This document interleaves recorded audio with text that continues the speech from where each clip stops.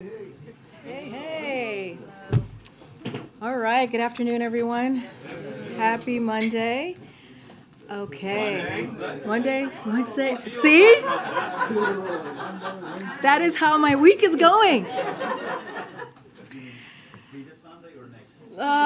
Whatever Monday you want is yours. Okay, so again, good afternoon, everyone. Please bear with me. There's been a lot of news, so I have a few things at the top.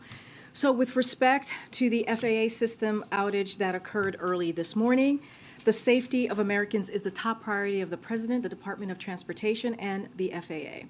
DOT and FAA report that yesterday they were working through issues in the NOTAM system, which is used to communicate key safety information about runways and flight patterns with pilots. To be clear, we're not talking about air traffic control here, but we still consider this to be a vital safety system as well. So FAA staff continued to work through the night to resolve the outage and issued a ground stop at 7:25 a.m. this morning, which lasted for approximately 90 minutes. FAA lifted the ground stop once the NOTAM system was available again, which means that the critical safety information required to resume travel was indeed available. The President was briefed this morning by Secretary Buttigieg before departing for Walter Reed with the First Lady, as you heard directly from the President on the South Lawn this morning for yourselves. As we shared this morning as well, we do not have evidence that this outage was caused by a cyber attack. The FAA is working aggressively to get to the bottom of the root causes for the system outage so that it does not happen again. Bless you, Emily.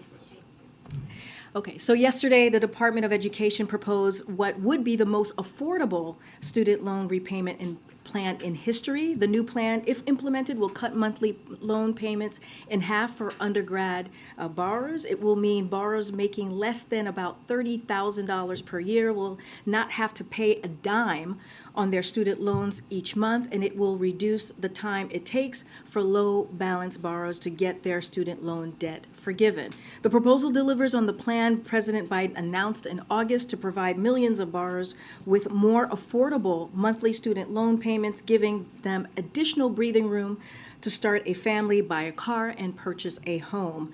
Today, we have further evidence of President Biden's economic plan delivering for American workers. Qcells, a major Korean solar manufacturer, announced it will invest more than $2.5 billion to expand their plant in Dalton, Georgia, and to build a new plant northwest of Atlanta.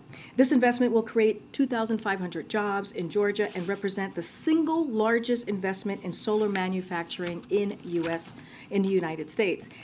In its announcement, Qcells emphasized that Inflation Reduction Act was critical to making this investment possible. This builds on the more than $25 billion in major investments in Georgia in electric vehicle and battery manufacturing, solar manufacturing, construction materials, and more since the president took office. When the president talks about building our economy from the bottom up and middle out, this is exactly what he is delivering: more investment, more jobs, more manufacturing in America. In gun safety news, Illinois has now become the 9th state across America to pass an assault bans weapon and take bold action to keep weapons of war off America's street. President Biden commends the leadership of Illinois' Governor J.P. Pritzker, House Speaker Chris Welk, Senate President Don Harmon, Representative Bob Morgan, and the numerous advocates, survivors, and elected officials whose tireless efforts turned the pain of Highland Park and other acts of violence into meaningful action on behalf of all of the people who live in Illinois. As you've heard from me before, President Biden has taken historic action to reduce gun violence, including signing the Bipartisan Safety Communities Act last summer, and he has continued to press for more action to keep our homes, schools, and communities safe, including federal laws requiring background checks for all gun sales and a ban on assault weapons and high-capacity magazines. In the meantime, the president continues to urge other states to join California, New Jersey, Connecticut, Hawaii, Maryland, Massachusetts, New York, Delaware, Washington, D.C., and now Illinois to ban assault weapons at the state level to save lives. And finally, a quick note on yesterday's special election in Virginia. We congratulate Aaron Rouse for his win in Virginia's 7th district, a district previously held by a Republican. He made his campaign clear about the choice Americans across the country have between extreme MAGA Republican policies that would take away women's ability to make their own health care decisions, and Democrats focused on expanding access to reproductive care and lowering costs for American families. It's not just in Virginia. This was, of course, a critical issue in the midterms elections, as many of you reported. And in their first slate of bills, House Republicans are prioritizing legislation that would amount to a national ban on abortion. It's not just tone deaf.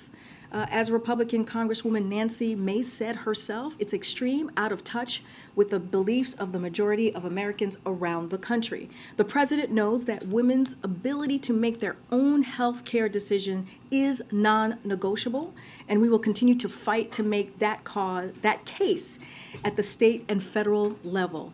And one final note, on Friday, ahead of the president's trip to Atlanta this weekend, we will have a special guest in the briefing room. We'll have a senior advisor for public engagement, Keisha Lance Bottoms, will be joining us, will be joining me to talk about some of her work, as well as preview the significance of the president's remarks at Ebenezer Church on what would have been Martin Luther King Jr.'s 94th birthday. With all of that said, you guys can start waking up now. Zeke, why don't you take us away? Thanks, Karine. I was hoping you could provide an update on what the president has been doing at Walter Reed while the First Lady's been undergoing this procedure. We saw the First Lady's office put out a brief statement a couple minutes ago, but what has the president been doing? He's supposed to get the PED at 1 o'clock. Did that happen while he was up there? So I'll say this and be very simple. Today is about his wife. That is the focus for the president right now. As many of you know, the president accompanied the First Lady to Walter Reed National Medical Center for her scheduled outpatient procedure, commonly known as Mau's surgery. The First Lady's procedure is proceeding well, and as expected, Dr. O'Connor will provide an update about her today. But again, this is about the president supporting his wife of 45 years. And so again, when it comes to her condition specifically, Dr. O'Connor will have more to share. But again, I'm not going to go beyond how important it is for the president to be there with his wife today. Thanks. And then a couple specific questions regarding the discovery of apparently documents marked classified by the president's former office. The president acknowledged yesterday that he had been briefed that those documents had been found. When was he briefed that those documents had been found? So let me just lay this down a little bit, because it's just for folks who happen to not be following this. Look, the president addressed this issue yesterday. He addressed it on in Mexico City on a world stage in front of many of you at a press conference with two of our closest neighbors, as you all know. And he said he takes classified documents and information seriously. He was surprised to learn any records had been found there. He doesn't know what was in them. He said this, just repeating what the president has said. As soon as his lawyers realized these documents were there, they did the right thing and immediately turned them over to the archives. As he said, his team is cooperating fully with the review. And we also released a statement from the White House counsel's office, as you know, on Monday, which had information, detailed information about the particular situation. As my colleagues in the council have stated and said to all of you yesterday, that this is an ongoing process under the review of the Department of Justice. So we are going to be limited on what we can say here. But as the president told you, as my colleagues have said to many of you, we are committed to doing the right thing, doing this in the right way, and we will provide further details when it's appropriate. Karine, you mentioned you want to do this the right way. Presumably that means the transparent way. So my question was, when was the president briefed? He said he was briefed. When did that briefing happen? Again, I'm not going to get into details. I'm not going to get beyond what the president shared yesterday. He laid out what he knew when he knew it. He laid out how important it is. He sees it seriously, very seriously when it comes to taking classified documents and information.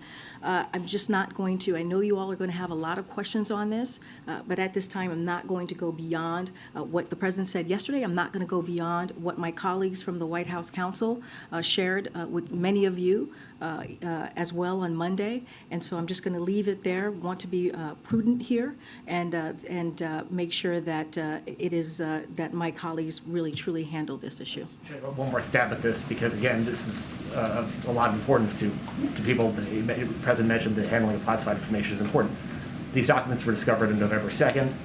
This didn't become public until my colleagues at CBS News reported this on Monday. That's more than 2 months later. Why was the public not informed while the White House prepared its PR response for 2 months? Again, this was under review. This is under review by the Department of Justice. I'm not going to go beyond what the President shared yesterday. I'm not going to go beyond what my colleagues at the White House Counsel shared with all of you as well. Look, what you received from the White House Counsel on Monday was had complete details, a lot of details to all of you on what occurred, and just not going to get beyond that. It is, again, an ongoing process. We're going to respect the process. As the President said, his team handled it the right way, and we're just not going to get ahead of the process from here. Thanks, Karine. Have you spoken to the President about these documents and their discovery? I have not spoken. Well, first of all, I have not spoken to the President about any of this specifically because he's laid out what he knows. He has said he doesn't know what is in them, so there's no way for me to talk about the documents if he has said he doesn't know what's in them.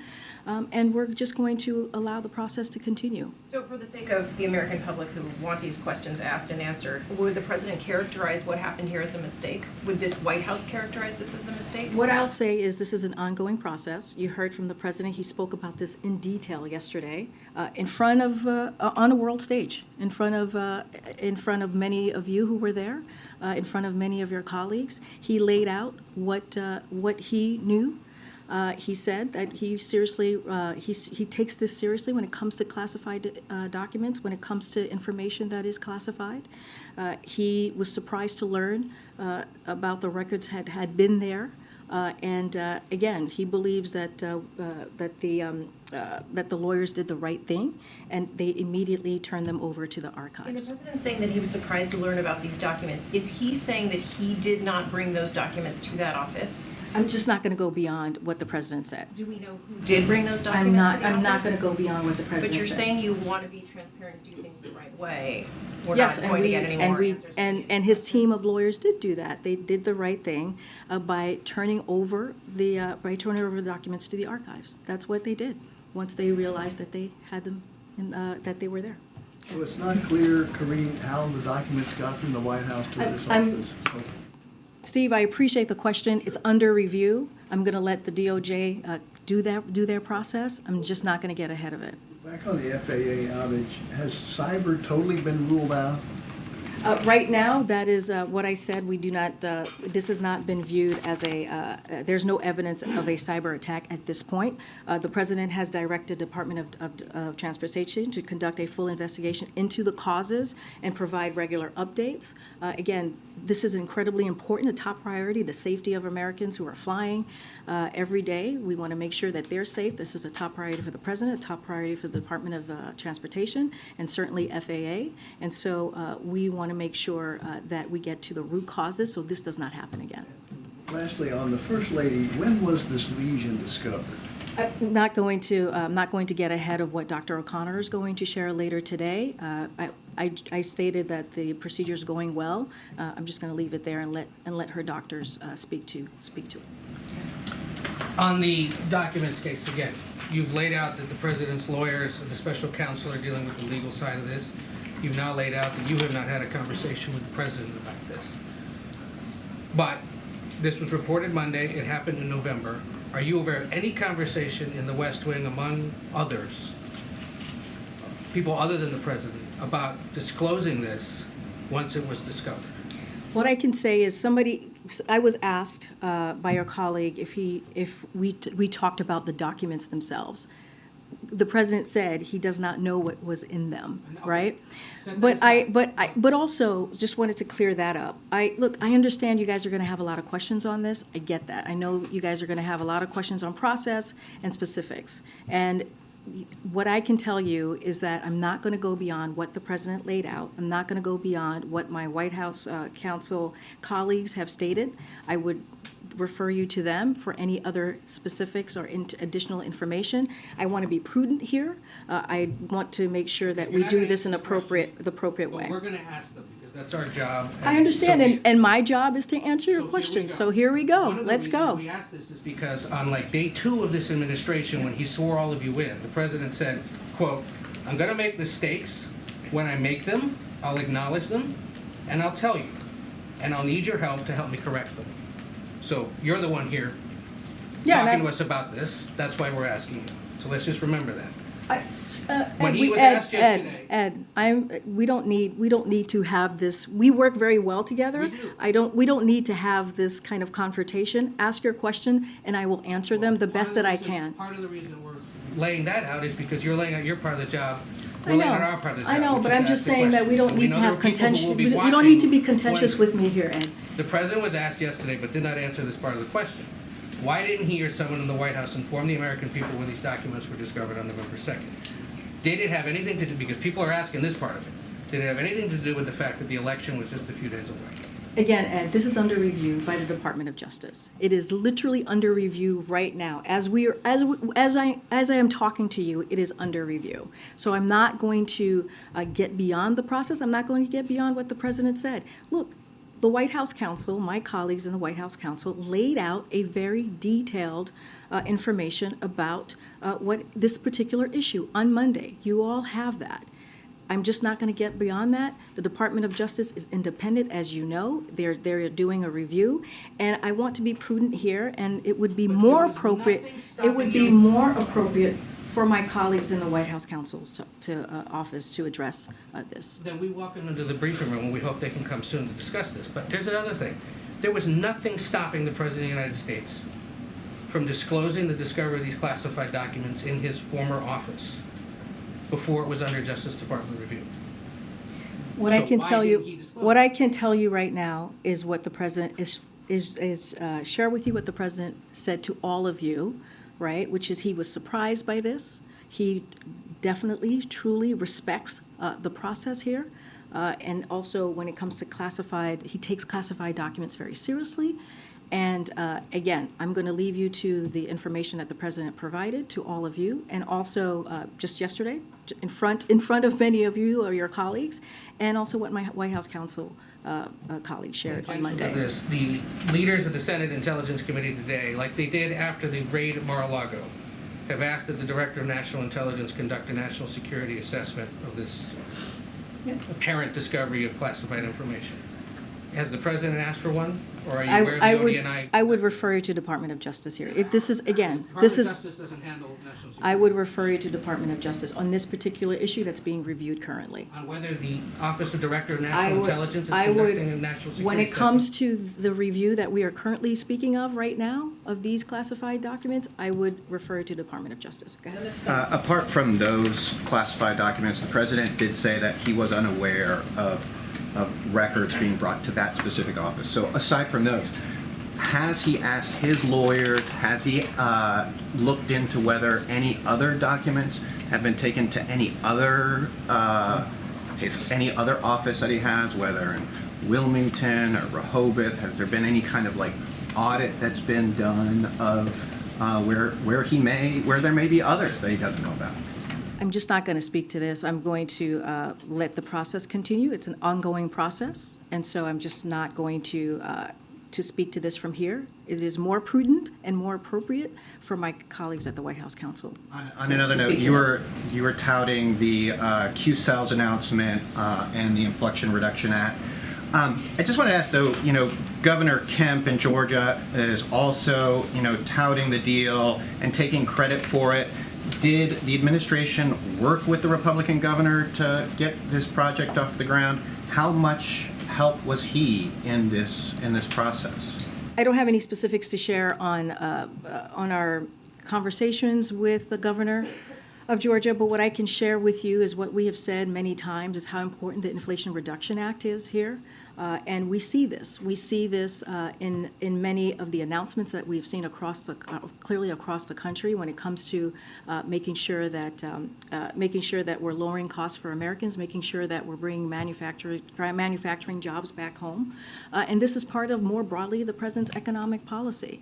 And so we see this a lot. We see where Republicans do not support some of the major critical policies like the Inflation Reduction Act, but then take credit for it, like the American Rescue Plan, but then take credit for it. But that also shows you how effective the president's economic policy has been and how it does indeed work and deliver for the American people. And so I'll just leave it there. Go ahead. The president does talk about bipartisanship. I mean, He does. did Governor Kemp help? It does. I just said I don't have anything to lay out for you, but what I'm sharing with you is what we have seen over and over again when it comes to Republicans who do not support what we're trying to do on behalf of the American people. Again, the Inflation Reduction Act. Again, the American Rescue Plan, right, which is all part of the president's economic policy, which has shown to have worked, which has shown to actually create more than 10 million jobs, which have actually helped lower in cost. When you think about the Inflation Reduction Act, as we're going to move forward in implementing that. So all of these things are incredibly important. And I'm just laying out to you that the president's economic policy is working. Go ahead. Karine, when you were talking about the FAA, you said that the issue arose as they were working through some issues. And so I was wondering if you could explain a little more if basically the FAA was trying to update the system, or was there a server issue, a database issue, if you have any more detail on how exactly, prior to the full investigation, this seems to have happened. So I would refer you to the Department of Transportation. Secretary Buttigieg has been on many of your colleagues' airwaves speaking about this and what occurred. He has directed an after-action process to determine exactly the root causes and recommend the next steps. FAA and DOT will continue to be transparent here about the causes of the issue and how we will ensure a system outage of this magnitude does not happen again. So what I said earlier, which is very true, our number one focus is to make sure that the safety of Americans who are flying, right? We want to make sure that they're safe. And the second part of this is to make sure that this does not happen again. And so again, there's going to be an after action process and we'll move from there. I asked about this gas stove thing that kind of bubbled up yesterday.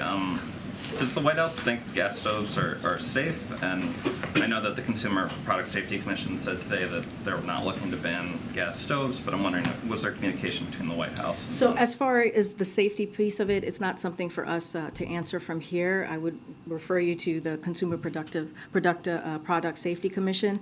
As the chair said today, and I quote, research indicates that emissions from gas stoves can be hazardous, and the CPSC is looking for ways to reduce related indoor air quality hazards. But to be clear, I am not looking to ban gas stoves, and the CPSC has no proceedings to do so. Look, as far as our conversation to your question, we are in regular touch with them. But of course, they are an independent. They were independently correcting the record on this for several days now, and so as far as I'm aware, we're not in touch with them on this particular issue. Again, I would refer you to their comment. Quick one. Russia announced today that they're replacing their military chief in Ukraine. They've installed a Kremlin loyalist there. I'm wondering if you have a reaction to this and what you think it says about sort of the state of the conflict. So look, I'm going to let the Kremlin speak to their leadership decision, but as an outside observer, as we all are here, they sure have a lot of changes. They made a lot of changes as they continue to try to overcome their own difficulties in a war that they shouldn't happen in the first place. So again, I'm not going to comment for them. I'll certainly let the Kremlin speak for themselves. But again, this is a war that they started. This is a war that they created, a brutal war, and they can end it today if they choose to do so. Thank you, Karine. I have two questions for you. Last week, President Biden said that the war in Ukraine is at a critical point, and then you repeated the statement from this podium. So I'm wondering, where does this assessment come from, and why the White House thinks that the war in Ukraine is the critical point right now? And secondly, Poland announced today plans to send a company of Leopard tanks to Ukraine. as a part of international coalition. Does the U.S. support such a coalition, and is President Biden considering sending American Abrams tanks to Ukraine to help, especially if he thinks that the war is at a critical point? So I'll say this. Look, Russia has been attacking Ukraine for 10 months now, 10 months. And this winter, we're seeing a new approach by Putin targeting civilians. You've heard the president talk about that specifically. It is unspeakable what the Ukrainian people are enduring.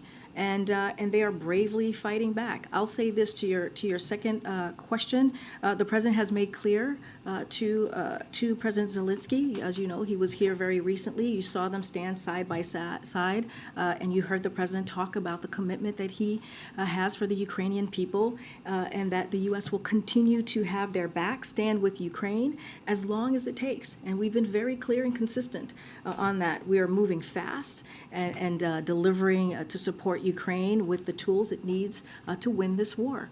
We just announced a PDA of $3 billion, the largest one just last week. And so that is going to continue. Again, we will be with them as long as they need us. I'm going to move on. I'm going to move on. I'm going to move on. Okay. Thank you, Karine.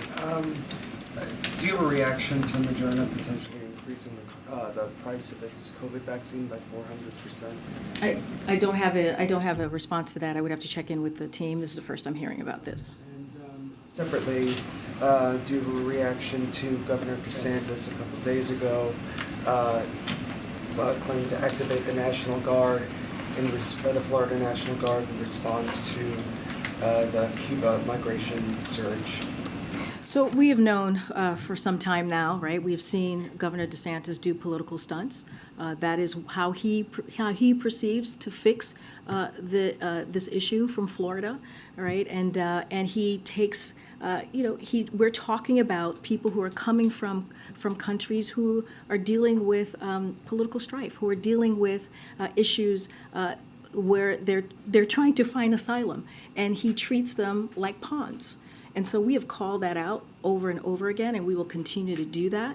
And he is not dealing with the problem. He's actually creating a problem. And so that's what I have to say to that. We've talked about Governor DeSantis and the mockery that he's making of a process that the president is trying to fix. He's trying to deal with this issue.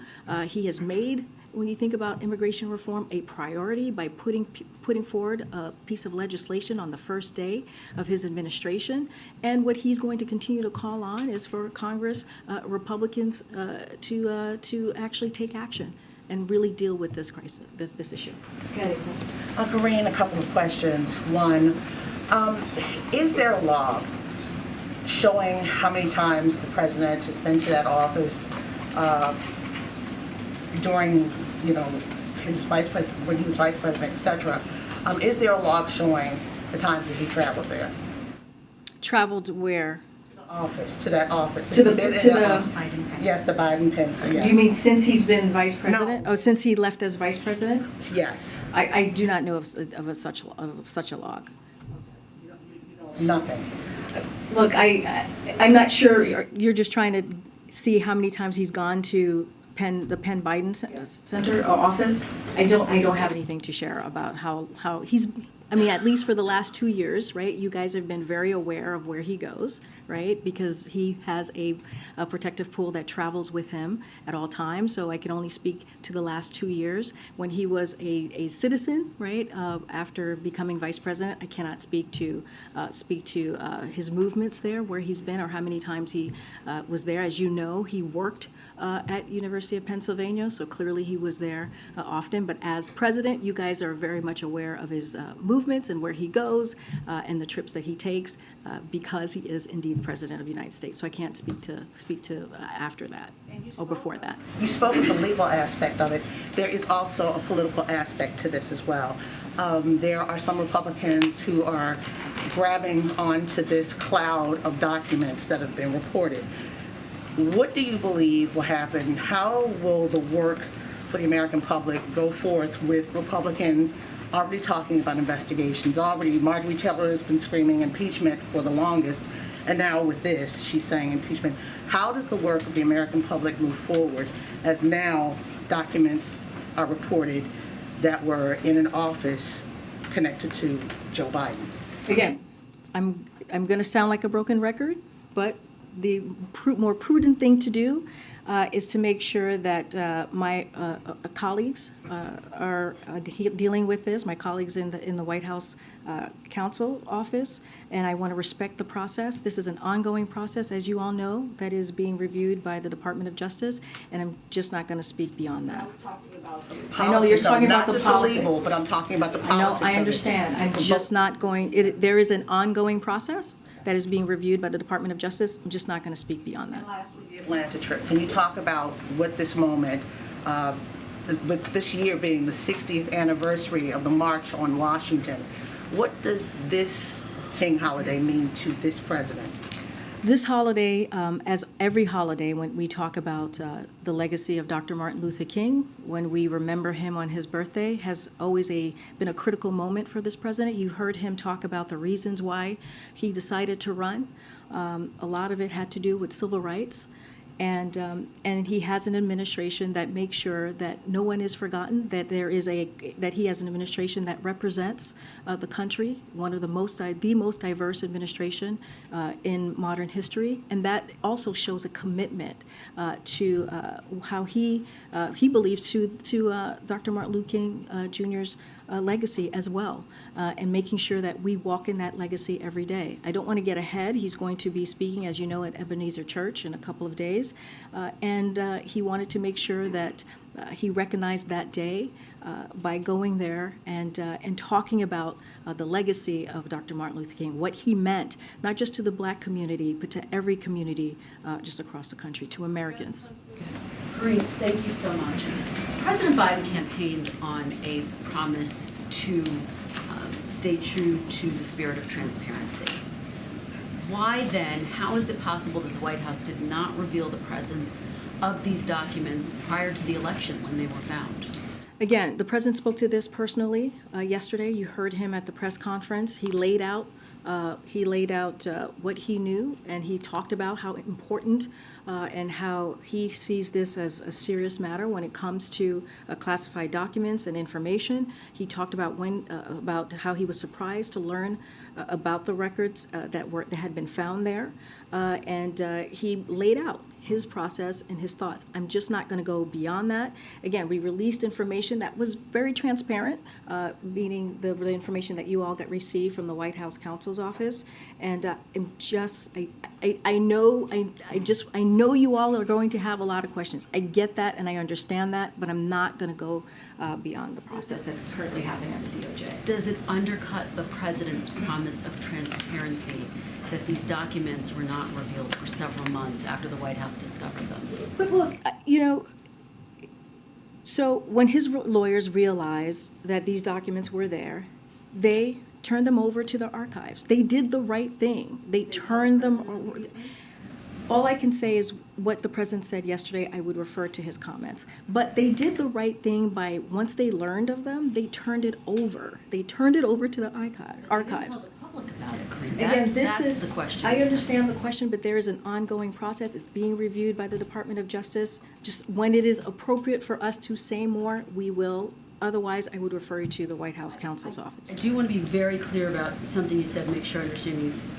Following up on one of my colleagues who asked you, you have not spoken to the president about this? Weren't you traveling with him when he made this public statement? The way I heard the question is, have you talked to the president about the documents? And he doesn't know what's in the documents. That's the way I heard the question, so that's the way I was answering the question. Talk to him about the revelation of these documents. Yes, we've talked about the CBS story. We talked about the revelation of the documents, obviously. But about the documents itself, what's in them, that is something that the president doesn't even know. And I'm just going to leave it there. Okay, has he conveyed to you when he was briefed? And if not, can you go back and get that answer for us? I've not talked to the president about that. What I can tell you is I know you all have a lot of questions. There is an ongoing process here. And so I'm just going to let the process finish, move forward. Follow, I want to let you respond to former Vice President Mike Pence, who talked about what he and some other Republicans are calling a double standard with the Department of Justice. Mr. Pence said the kind of double standard that we see being practiced by the Biden administration in the wake of this incident in the Justice Department, I think is exactly what undermines public confidence in our justice system. Again, as soon as his lawyers realized these documents were there, they did the right thing and they turned over the documents to the archivist. That's what they did as soon as they realized the documents were there. And his team is cooperating fully with the review. Again, there's a review happening by the DOJ, and we're just going to let the process move forward. Great. I'm going to go around. I'll come back. Thanks, Karine. Just to follow up on Franco's question, given the position you're holding right now, there are no assurances you can provide at this point that there are no other classified documents out there in any other office and or home. Again, this is an ongoing process, so I'm going to let the process continue. It is being reviewed by the Department of Justice, and I'm just going to leave it there. And you referenced the council's statement that there are limitations to what you all can say at this point in time. Do those limitations, just for clarity's sake, extend to literally everything beyond what the special counsel said on Monday night and what the president said last night? There's the White House counsel. My colleagues are here to answer questions on this particular issue, and I am just going to let them speak to this. They put out on Monday a very informative, transparent statement about this particular issue. So I'm going to let them speak to this any further. But as for me, as for here, I'm just not going to go beyond what's happening currently. And just one last one. The president alluded to it last night. You kind of have as well the idea of once this is kind of all over or wrapped up, there will be more information. There will be more details. Do you have a plan for that? How should we expect that additional information to come? In terms of, will you detail everything you know once this is done? How does that all work? So as the president told all of you yesterday, we are committed to doing the right thing here, and we'll provide further details at appropriate time, and that's all I can share at this time. Afghanistan, please, Karine. Thanks, Karine. The U.S. Travel Association says today's FAA catastrophic system failure is a clear sign that America's transportation network desperately needs significant upgrades. So what specific steps are underway to ensure that outages like this won't happen again? So the NOTAM system is continuously being updated. That is something that is happening on a regular basis. As Secretary Buttigieg said today, DOT is asking the FAA how we improve the system to ensure it is a state of the art. Every 5 years there is a review of the FAA authorization, and that is coming up this year. So we welcome the attention from Congress to ensure the FAA has what it needs to address these issues. The FAA is working aggressively to get to the bottom of the root causes of what happened with the system outage today, and making sure that it doesn't happen again. Clearly, the safety of Americans who are flying every day is a #1 priority, and what they're going to do is to make sure that this doesn't happen again. How concerning is it for the White House that there's no backup, no contingency to this system when it does fail? Look, what you saw happen today was out of abundance of caution, the action that was taken, because, again, the safety of Americans is a priority. They're going to get to the bottom of this. There's going to be an after-action document that's going to be put together, and so we will make sure that what the president wants to see is to make sure that this doesn't occur again. Could you tap into funds from the bipartisan infrastructure law, for example, to try to make some of those upgrades that you're talking about? Well, we'll see what the after-action report shows. Don't want to get ahead of that as far as any funding and what needs to happen next. Thank you, Karine. First, does President Biden have confidence in Transportation Secretary Buttigieg? Yes. Why? Because Secretary Buttigieg he respects the secretary and the work that he has been doing. You have seen the secretary on TV. You have probably spoken to him yourself, and they are doing everything that they can to make sure that the experience that Americans have is a good one. That's why they've held the airlines accountable. You've seen the secretary do that over and over again, and we understand. We understand what Americans have been going through these past couple of months. That's why the secretary has been very clear on making sure that they are held accountable, has put in processes in place to make sure that occurs. And yes, the president has confidence in Secretary Buttigieg. And then on these documents, how could anyone be that irresponsible?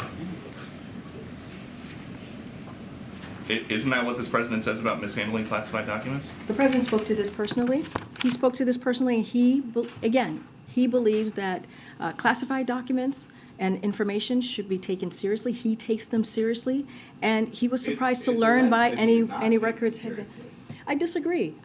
Here's what happened.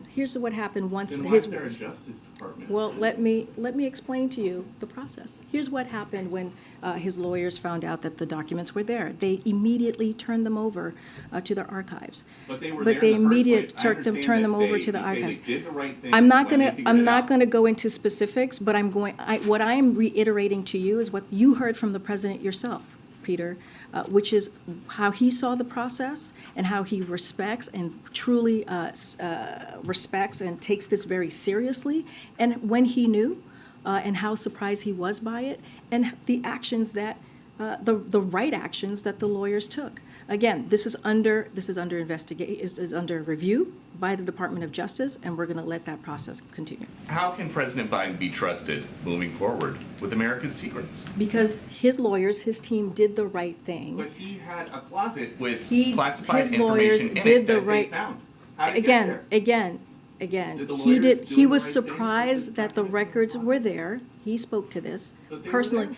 He was surprised that the records were there, and when his lawyers found out and his team found out that they were there, they turned it over to their archives, and now it's being reviewed by the Department of Justice. And just one more. Why didn't President Biden want to see what's really going on at the border? He did see exactly what's going on at the border. He didn't talk to any migrants, and he didn't go anywhere that people actually cross illegally. Why not? But he went to the migrant center, which was a critical place to be when you think about the partners who are our partners who are helping support the migrants on the ground there. There happened to be no migrants at the facility at the time that he visited. And is that But just a let's coincidence? Because El Paso has been crushed. The shelters are full. There are overflow migrants sleeping in the streets, and then it's just a coincidence that suddenly the president shows up and. Well, they're let me not. talk about what's going on in El Paso, right? El Paso did go down significantly prior to the president's visit by about 70%. And that's a good thing, Peter. That's a good thing that we've seen the numbers go down. And that is something that we should be saying, okay, that's a good job there. It has helped ease pressure all across the community, but the president's visit had nothing to do with it. And so, look, again, he went to a migrant center. He went to one of the busiest port of entry, which is in El Paso. And so the president got to see. He went to the border. He got to see for himself, talking to. We've always been very clear that he was going to talk to the people on the ground who's working on the border, and that's what you saw. You saw him meet with the CBP. You saw him meet with partners on the ground, as I just stated, who deal with migrants and their families. And the president also is going to continue to call on Congress to take action. Look, the president has been doing the work. And if you think about the record funding, he has done more than any prior president to secure the border and build a safe, orderly, and humane immigration system. And that's what the president has been able to do. We've got 23,000 agents working to secure the border, and we'll soon be hiring 300 more. That's what the president has done here. And so, again, he went down there, he saw for himself, and I'll just leave it there. I have a follow-up, Karine. Karine. Thank you. One follow-up on. Go ahead, this lady in the front.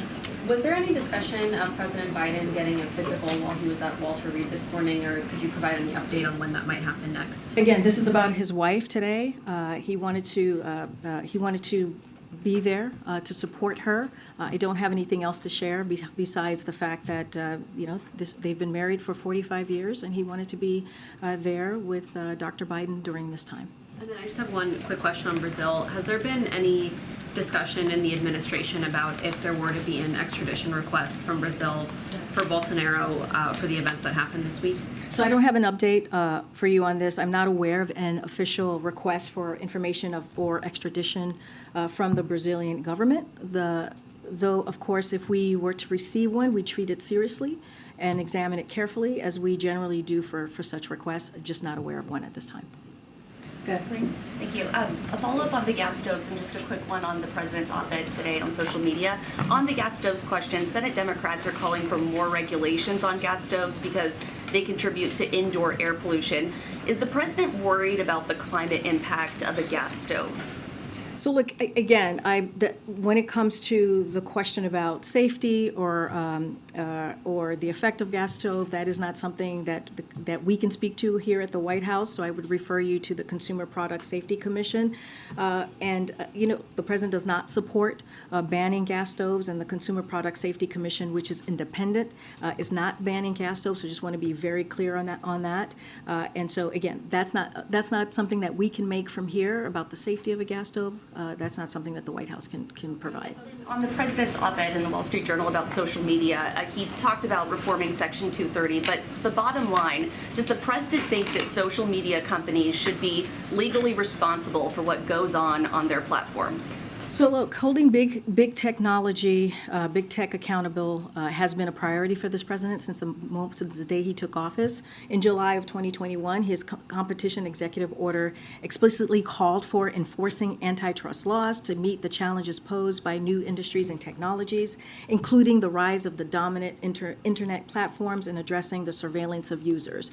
It is also part of his unity agenda. You heard him say last year, talk about his unity agenda, and you may recall in that unity agenda, he talked about the 4 areas that have traditionally been bipartisan and where the president believes we can make bipartisan progress. And in his op-ed, he urges Democrats and Republicans in Congress to pass a bipartisan legislation.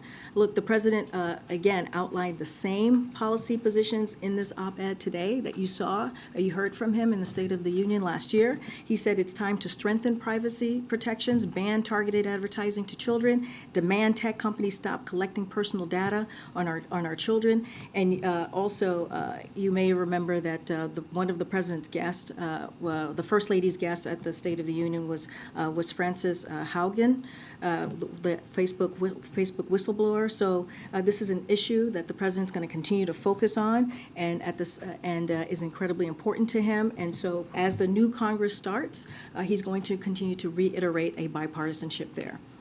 To liability, does he think that social media companies need to have some skin in the game where they could be sued over what happens on their platforms? When it comes to the reforming of Section 230, he continues to call for that, increasing competition, reducing the impact of tech companies over our lives, extends back to the campaign, and he has reiterated them as president. So he's going to continue to do that. He's going to continue to call for a bipartisan legislation as we're seeing the new Congress, and that's what you're going to hear from the president. And also that's why he wanted to lay out his thoughts with the new Congress in the op-ed.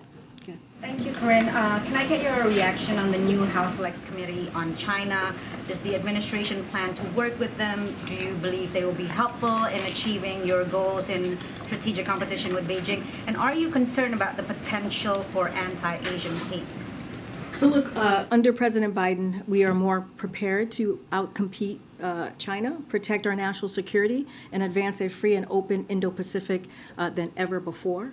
Many of our efforts we have been pursuing are bipartisan, underscoring the alignment at home on the key issue. We look forward to the committee getting stood up, and we'll continue to work with Democrats and Republicans in Congress on this issue. It is a top priority as we talk about outcompeting China.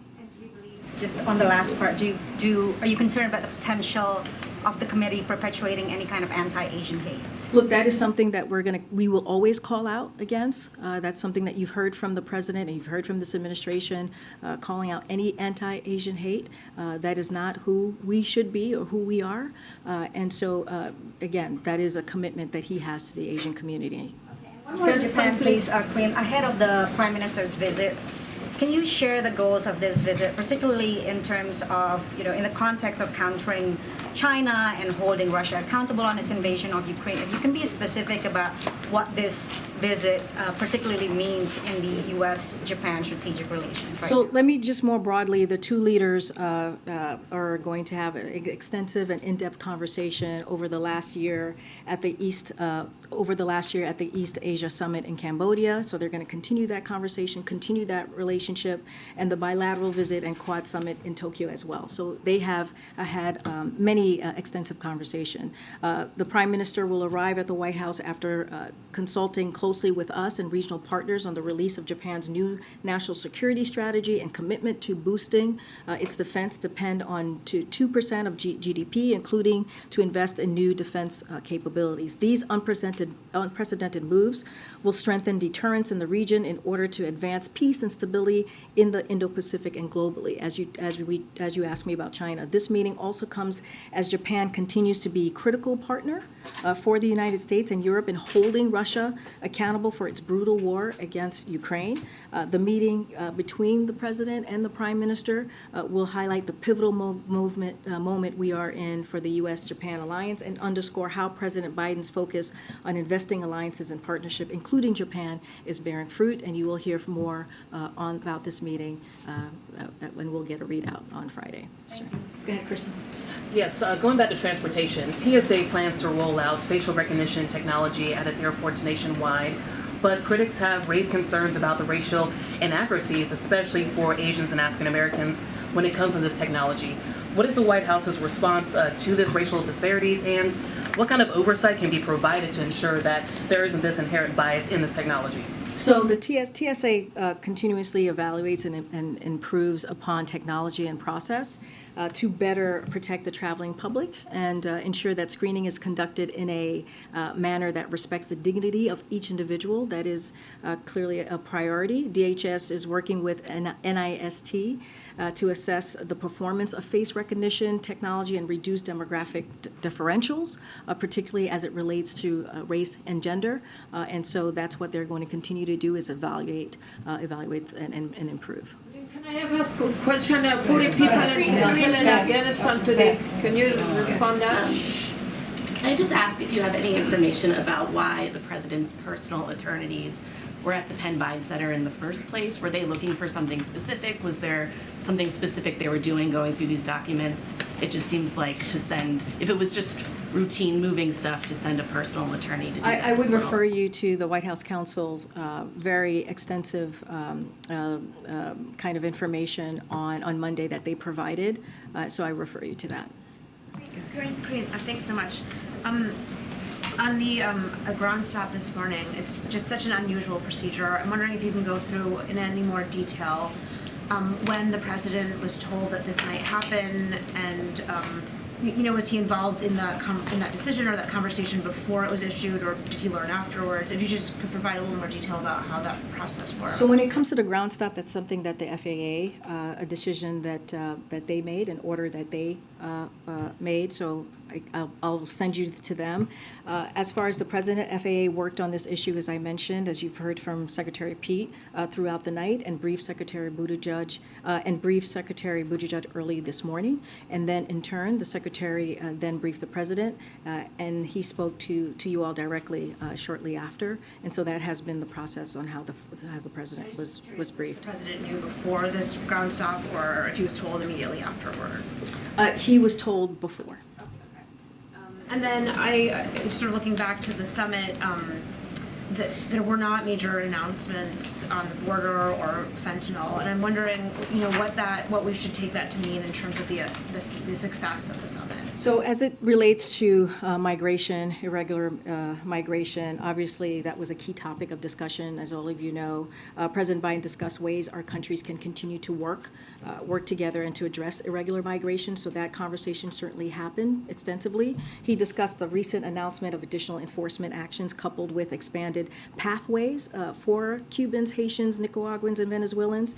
And the leaders were able to agree on a number of initiatives, including a virtual platform through the Los Angeles Declaration website, which will provide migrants one unified location in which to access legal pathways they may be eligible for, as well as establishing physical centers where migrants can come in person, access those legal pathways as well. And so that, again, it was an extensive conversation on irregular migration. When it comes to fentanyl, we've been focused on taking big actions to fight drug traffickers and go after financiers of cartels attempting to bring fentanyl into our country. And so during his meeting with President Obrador, the president discussed increased cooperation to prosecute drug traffickers and dismantle criminal networks, disrupt the supply of illicit precursors, chemicals used to make fentanyl as well, shut down drug laboratories, and prevent trafficking of drug, arms, and people across our shared border. So there was a commitment and coordination and on law enforcement training, the best practices so we can better go after criminal networks in the fentanyl trade. Again, this was a meeting, a summit that happened to our closest neighbors on how we can move forward in dealing with some of the issues that are really important to the three leaders. Was it as ambitious as you had hoped? I mean, was the White House a little, let down by the scope of the agreements? And can you sort of characterize, how you're feeling at this moment about, the outcome? So we believe we announced a robust set of initiatives on issues that are critical to North America. That's what you saw from the three leaders. You saw them yesterday in Mexico City answer questions, speak to the different the different issues that matter to their country. And look, just a couple of things that includes expanding and deepening our security cooperation to combat drug trafficking, as I just laid out, redoubling efforts to address climate change by taking efforts to reduce methane emissions and decarbonize public transportation, strengthening and expanding North American supply chains for semiconductors and critical minerals, and providing alternatives to irregular migration by increasing ways migrants can access legal pathways to North America. Again, we believe those were a robust set of initiatives, continuing their close friendships as we move forward to what's important and critical to North America. And then on the border, we were wondering, there were not Republican members of Congress with the president. Were they invited to come with him? Can you sort of talk through that? Yeah, so I was asked about this a couple of days ago. Look, we go through the normal process as we go into a state with whether it's Republican or Democrats in that state, and just don't have anything further. Our Office of Legislative Affairs certainly reach out to congressional members. Our Intergovernmental Affairs certainly reach out to state and local official. As you saw, the Governor Abbott met the president at the when he arrived at the airport, and so again, this is we have a regular process that we go forth with every trip, and there was nothing different here. So Legislative Affairs did reach out to Republican members, and the way we reach out to their federal offices, like we always do with every trip. And then one quick question, just following up on April's really good point. She, in her question, brought up the notion that President Biden was really former Vice President Joe Biden during the period in which these documents were found.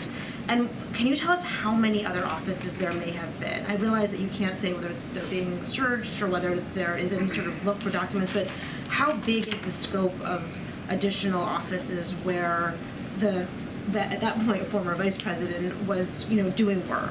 Look, this is an ongoing process, and I'm just going to be prudent here, and it would be more appropriate for my colleagues to answer, my colleagues at the White House counsel's office to address this. Again, I want to respect the process, and so again, I would refer you to them. Okay. I was going to say one quick follow on that. Obviously, he said he was surprised about these documents being found. Has he expressed like any other emotion in response to these? You heard directly from the president yesterday about this particular issue. He answered it in a personal way. Again, I would refer you to his response and how he saw the issue. I just don't have anything else to share beyond what the president shared with you and the American people yesterday. We'll see you tomorrow. Thank you. Thanks, Karine. Thanks, Karine.